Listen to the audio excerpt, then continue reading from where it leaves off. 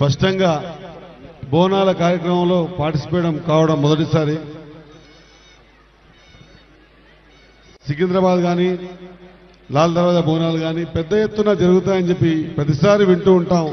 మొదటిసారి దర్శనం చేసుకోవడం, దాంతోపాటు ఒక శాసనసభ్యునిగా మంత్రిగా మా సహచర పెద్ద మనుషులు మంత్రులు మట్టి గారి సమక్షంలో, మా పొన్నమల సమక్షంలో, మా అనిల సమక్షంలో, మా సాయి సమక్షంలో దర్శనం చేసుకునే భాగ్యం కలిగింది. ఆ అమ్మవారి దయ వల్ల అందరూ కూడా సుభిక్షంగా ఉండాలి. ప్రభుత్వం తీసుకుంటున్న నిర్ణయాలు ప్రభుత్వానికి కూడా బలోపేతం చేసే విధంగా ఉండాలి.